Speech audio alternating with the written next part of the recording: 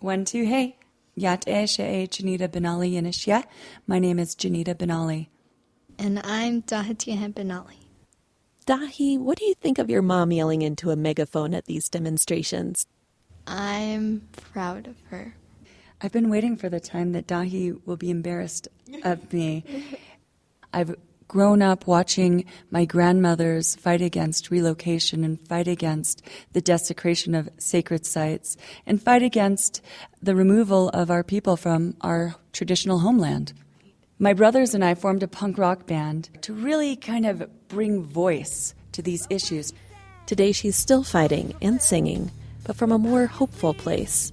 Jeneda and her brother Clayson just released an album called Fight Like a Woman.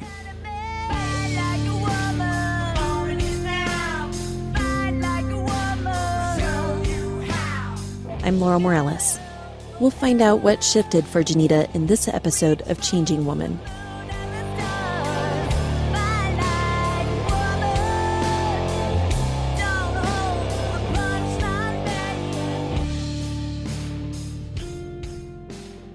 Looking at the cover of your CD, you're holding your bass above your head, poised to throw down.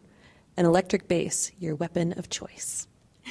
I do love it. I kept thinking, everybody says fight like a girl, and that's such a bad thing.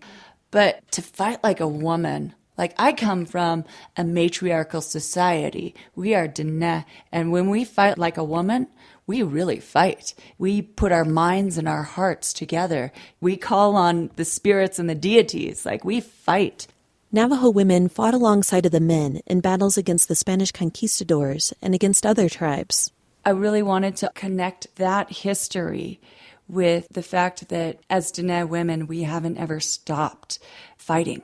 And a lot of people think that fighting is violence. But to be a warrior in our society means that you are nurturing, that you are compassionate, that you will protect.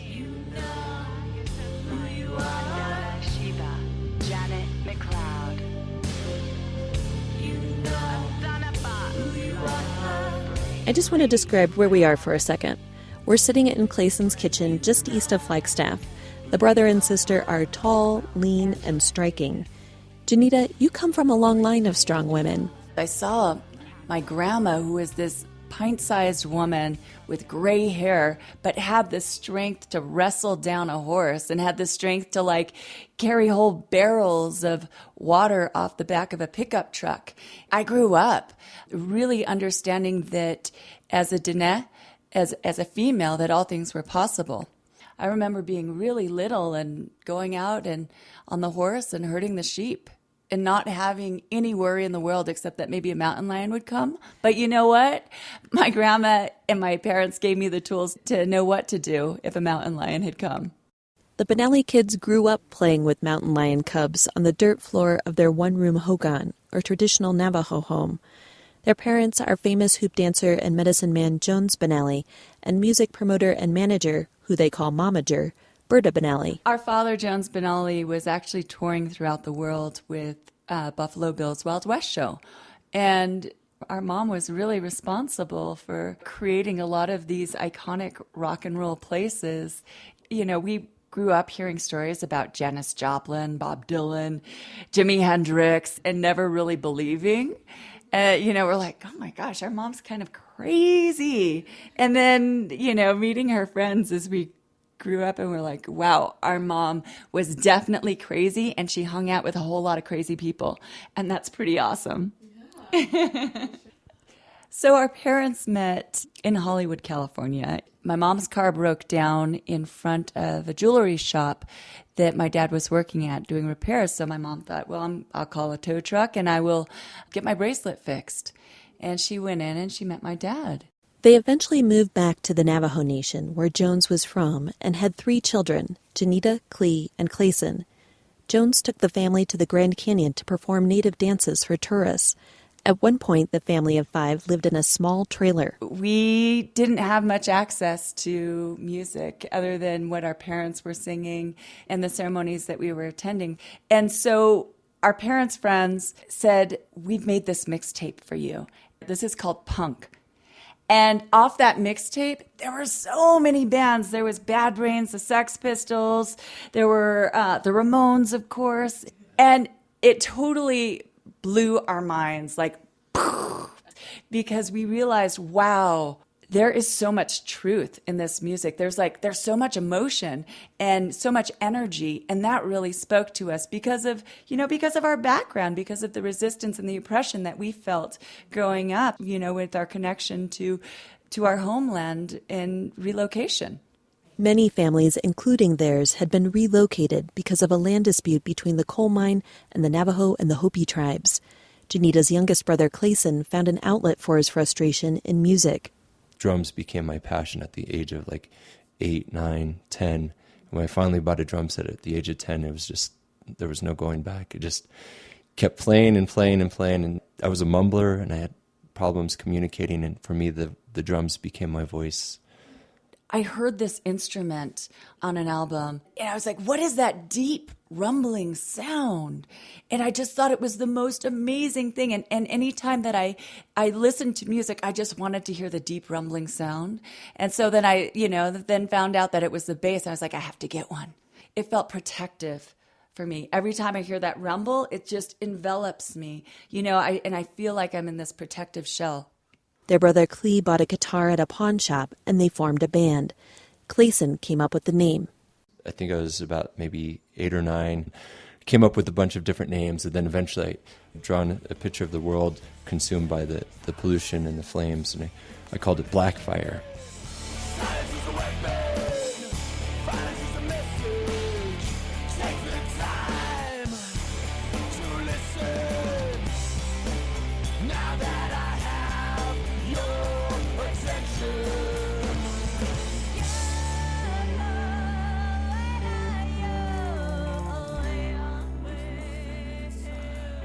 Blackfire played with groups as big as the Ramones. Through their songs, they protested the environmental and health impacts of coal and uranium. They raged against oppression and cultural genocide, but their biggest cause became the making of snow out of treated wastewater on the San Francisco peaks. The Arizona Snow Bowl, a ski resort north of Flagstaff, was tired of unpredictable winters and wanted to keep business consistent. The U.S. Forest Service had given the ski resort permission to make snow out of treated sewage on federal land. But for generations, the Navajo have believed the mountain to be sacred. The Benally siblings wrote songs about it, marched in protests. Clee even chained himself to a backhoe, but it wasn't enough. They decided to take the U.S. Forest Service to court. The Benallys appealed to the Ninth Circuit Court of Appeals and lost in 2012. Being a minority amongst minorities, as Native Americans in this world, we're less than 1% of the population here in the United States. And oftentimes we're completely marginalized, we're ignored. So when my daughter, she asked me, Dad, when are we going to save the peaks? And it was one of the hardest things, because we ended up losing, but she saw that reality. She knows that we did our best. We did what we could, and still we haven't given up. And our elders warned us. They said, we're going to face drought and hardships because we pray to this mountain for water. And here today, seeing our forests die and seeing the horses die from thirst and drought, there's no coincidence that all these things are connected. For us, 2012 was this turning point. Everything in our lives had kind of collapsed. There were a rash of youth suicides that had happened. The youngest child was 9 years old. Thought, how is it possible that a 9-year-old child, would not have any hope in this world? We questioned, after losing our lawsuit, what comes after anger? We have been angry for so long, and we have been rightfully angry our entire lives. And we realized that what really needs to come after anger is hope. The word for hope in Navajo is Sihasin. That became the name of their new band. Clee opted out to pursue activism and filmmaking. Hope also became necessary as the siblings became parents. Both Jeneda and Clayson each have 2 daughters.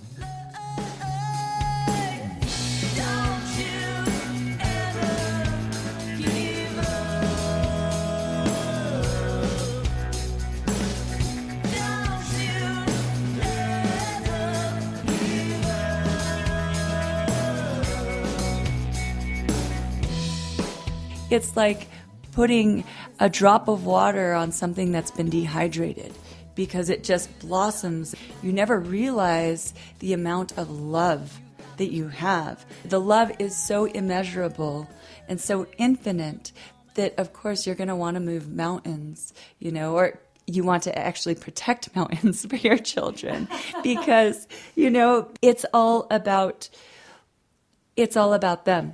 C. Hassan has produced 2 albums. They haven't completely let go of their punk sound, but they've also incorporated folk, pop, and traditional Navajo music.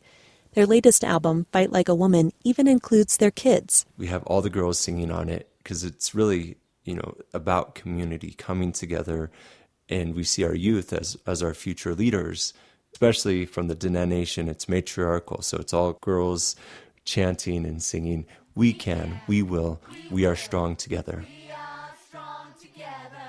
We can, we will, we are strong together.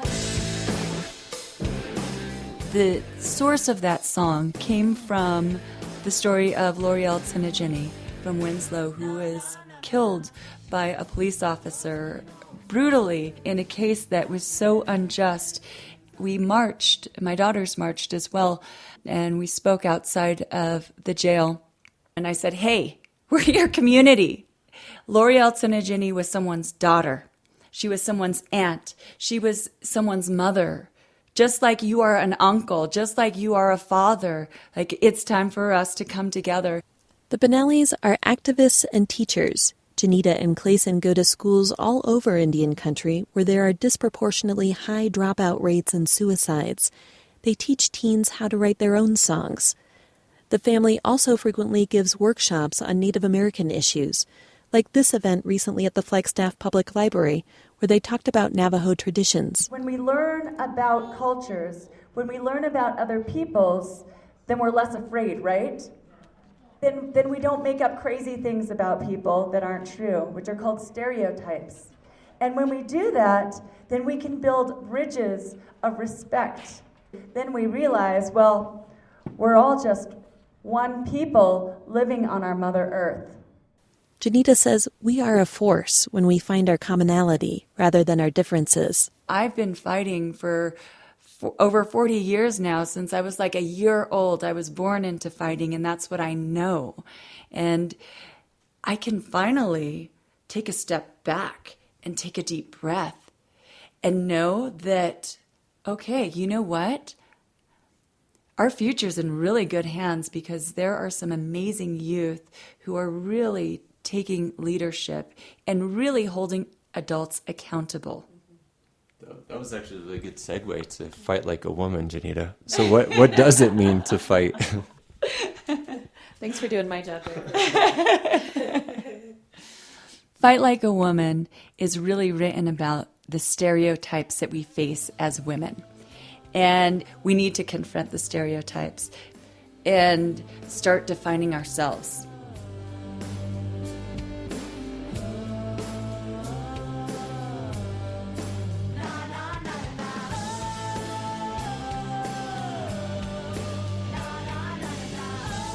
This is Changing Woman.